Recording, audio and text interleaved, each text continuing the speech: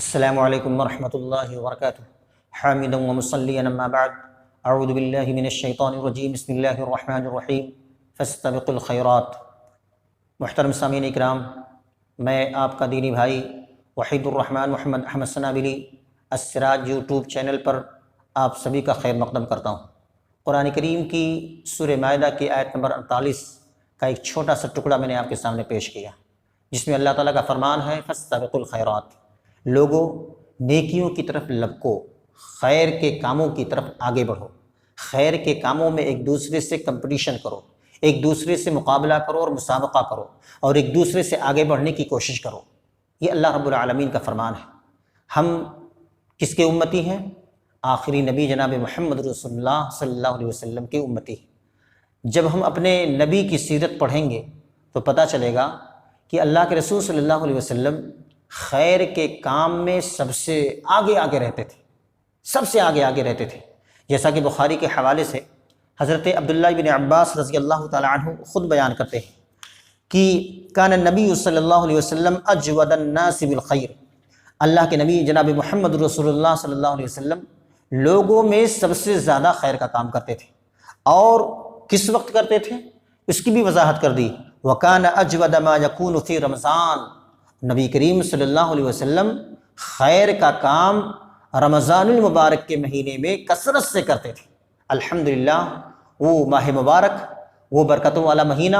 وہ سعادتوں والا مہینہ، وہ فضیلتوں والا مہینہ، الحمدللہ اللہ رب العالمین نے ہمیں نصیب فرمایا ہے۔ یہ مہینہ ہمارے سروں پر سایہ فگن ہے۔ ہم سب بڑے خوش نصیب ہیں، خوش قسمت ہیں کہ اللہ رب العالمین نے ہمیں زندگی میں ایک بار پھر یہ مہینہ ہمیں نصیب فرمایا ہے، اس لیے ہم اس کی قدر کریں۔ محترم حاضرین، میں آج کے اس درس میں بہت سارے خیر کے کام تو نہیں گنا سکتا، لیکن ایک اہم کام جو خیر کا سب سے اہم کام ہے اس کی طرف میں آپ کی توجہ دلانا چاہتا ہوں اور آپ کو ترغیب دلانا چاہتا ہوں، رغبت دلانا چاہتا ہوں۔ وہ کیا ہے کہ ہمارے جو بھائی روزے سے رہتے ہیں، روزہ رکھتے ہیں، روزے داروں کے لیے اگر آپ افطار کا انتظام کر دیں تو یہ آپ کے لیے بڑی خوش نصیبی کی بات ہوگی۔ چاہے آپ ایک گھونٹ پانی کے ذریعے سے ہی کسی روزے دار کا افطار کرا دیں، یا ایک کھجور کے ذریعے یا آدھے کھجور کے ذریعے سے اگر کسی روزے دار کا روزہ کھلا دیں تو یہ آپ کے لیے بہت ہی خوش نصیبی کی بات ہوگی۔ لیکن محترم حاضرین، میں یہاں پر ایک چیز اور واضح کر دینا چاہتا ہوں۔ سماج اور معاشرے کے اندر ہمارے کچھ احباب ایسے ہیں کہ جن کا یہ تصور ہے، جن کی یہ سوچ ہے، اور سماج کے اندر اکثر لوگوں کے اندر یہ تصور پایا جاتا ہے کہ اگر میں نے دن بھر روزہ رکھ کر کے شام کو کسی کے گھر سے آیا ہوا روزے کا سامان، افطار کا سامان کے ذریعے سے اگر میں نے افطار کر لیا تو پھر میرے روزے کا اجر و ثواب سارا کا سارا اس افطار کرانے والے پڑوس کو چلا جائے گا، اس افطار کرانے والے شخص کو چلا جائے گا، اور میں روزے کے ثواب سے، اجر و ثواب سے محروم ہو جاؤں گا۔ میرے بھائیو، حالانکہ ایسی بات نہیں ہے۔ جیسا کہ اللہ کے رسول صلی اللہ علیہ وسلم فرماتے ہیں من فطر صائما کان له مثل اجرہ غیر انہ لا ينقص من اجر الصائم شیء، جو شخص کسی روزے دار کا روزہ کھلوائے، افطار کرائے، اسے بھی اتنا ہی اجر و ثواب ملتا ہے جتنا اجر و ثواب روزہ رکھنے والے کو ملتا ہے۔ اور یہ کہہ کر کے اللہ کے رسول صلی اللہ علیہ وسلم نے اس تصور کی نفی کر دی جو سماج کے اندر تصور پایا جاتا ہے کہ انہ لا ينقص من اجر الصائم شیء، روزے دار کے اجر و ثواب میں کچھ بھی کمی نہیں آئے گی۔ اس سے واضح ہو گیا کہ اگر کوئی شخص یہ سوچتا ہے کہ اگر کسی کے سامان سے میں نے افطار کر لیا تو مجھے اجر و ثواب نہیں ملے گا، یہ تصور غلط ہے اور یہ گمان غلط ہے۔ صحیح حدیث کی روشنی میں دونوں کو اجر و ثواب ملے گا، اور دونوں کے اجر و ثواب میں کوئی کمی نہیں ہوگی۔ محترم سامعین کرام، دیکھیے، اللہ کی نگاہ میں کچھ نیکیاں ایسی ہیں کہ جن نیکیوں کی بہت زیادہ اہمیت ہے، اتنی زیادہ اہمیت ہے کہ جنت کے جو 8 دروازے ہیں ان میں سے ایک دروازہ ہی اس نیکی کے لیے خاص کر دیا گیا ہے۔ جیسے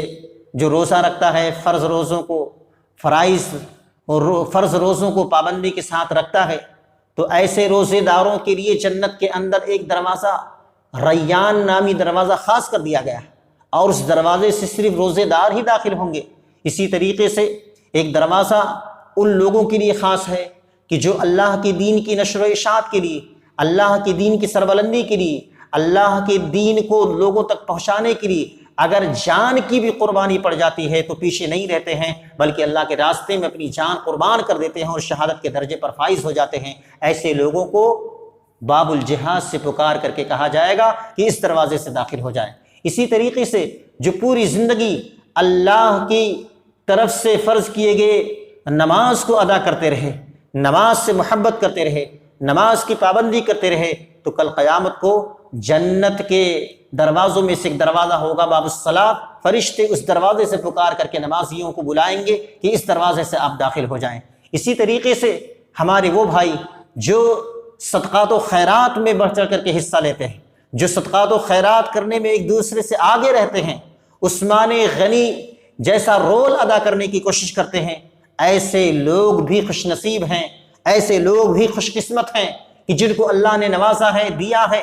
وہ خاص طور سے اس ماہ مبارک کے اندر اللہ کے ان بندوں کا خیال رکھتے ہیں، غریبوں، محتاجوں، ضرورت مندوں کی ضرورت کو پوری کرتے ہیں، یتیموں، مسکینوں، بیواؤں کے سروں پر شفقت کا ہاتھ رکھتے ہیں اور ان کے اخراجات کا خیال رکھتے ہیں، ان کے گھروں میں جا کر کے پتہ لگا کر کے اور ان کی ضروریات کو پوری کرتے ہیں۔ ایسے لوگوں کے لیے جنت کے اندر ایک دروازہ خاص ہوگا جس پر لکھا ہوگا باب الصدقہ،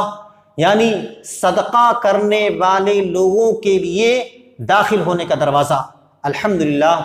آج اللہ نے ہمیں جو موقع دیا ہے، آپ اس موقع سے فائدہ اٹھا سکتے ہیں، اور اس موقع سے فائدہ اٹھا کر کے اللہ کے راستے میں صدقات و خیرات کر کے باب الصدقہ کے دروازے سے، باب الصدقہ سے اپنے آپ کو جنت کے اندر داخل کر سکتے ہیں۔ محترم حاضرین، آج کے اس درس میں زیادہ طویل گفتگو نہ کرتے ہوئے بس اتنا آخر میں کہنا چاہوں گا کہ میرے بھائیوں،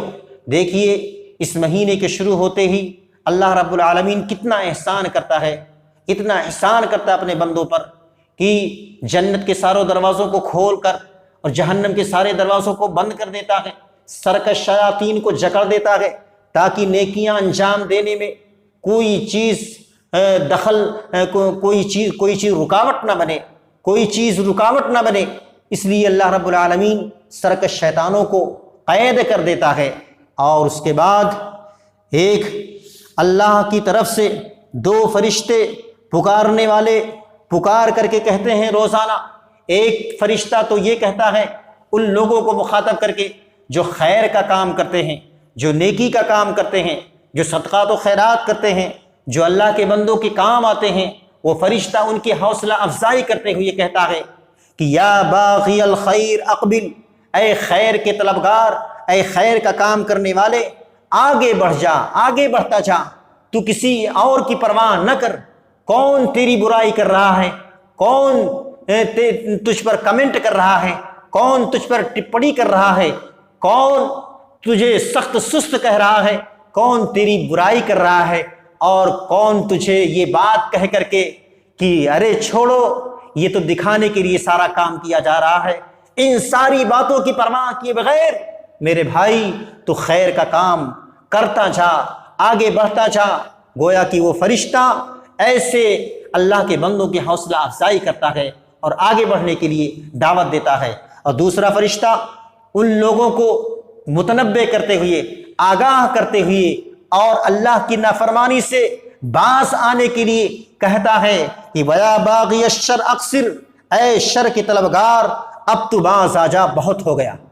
اب تو ظلم سے باز آ جا، اللہ کی نافرمانی سے باز آ جا۔ بے نمازی ہو کر کے تو زندگی گزار رہا تھا، اب نمازوں میں اپنا دل لگا لے، اللہ سے توبہ استغفار کر کے، ماضی کے گناہوں کو یاد کر کے، اللہ کے سامنے آنسو بہا کر کے اللہ سے معافی مانگ، اللہ سے توبہ استغفار کر، اللہ کی نافرمانیوں سے، گناہوں سے باز آ جا۔ اس لیے کہ اللہ کے یہاں چھوٹ، اللہ کے یہاں ڈھیل تو ضرور ہے مگر چھوٹ نہیں ہے۔ اس لیے اب باز آ جا، اب ان تمام گناہوں سے توبہ کر لے جو تو نے گناہ کیے ہیں، جو تو نے نافرمانیاں کی ہیں، ان تمام گناہوں سے توبہ کر لے۔ محترم سامعین کرام، اللہ رب العالمین سے ہم سب مل کر کے دعا کریں کہ بار الہ ہمیں اس ماہ مبارک کی قدر کرنے کی توفیق عطا فرما۔ اس ماہ مبارک کے اندر، برکتوں والے مہینے کے اندر اللہ ہمیں زیادہ سے زیادہ خیر کا کام کرنے کی توفیق عطا فرما۔ خیر کے کام میں ایک دوسرے سے آگے بڑھنے کی اللہ ہم سب کو توفیق عطا فرما۔ اے اللہ ہمیں ہر چھوٹی بڑی نیکیاں کرنے کی اللہ ہم سب کو توفیق عطا فرما۔ اے اللہ رمضان کے برکتوں سے، سعادتوں سے، فضیلتوں سے اللہ ہمیں اپنے دامن کو بھرنے کی توفیق عطا فرما۔ اللہ تعالی ہمیں اپنے گناہوں پر توبہ استغفار کرنے کی توفیق عطا فرما۔ اے اللہ ہمارے اوپر پوری دنیا کے اندر، پورے ملک کے اندر یہ جو کرونا وائرس جیسی بیماری کا یہ خوف اور یہ دہشت ہے، اے اللہ تو اس کا خاتمہ فرما دے۔ اے اللہ ہم سب کی اس بیماری سے حفاظت فرما۔ آمین۔ وآخر دعوانا ان الحمد للہ رب العالمین۔ السلام علیکم ورحمۃ اللہ وبرکاتہ۔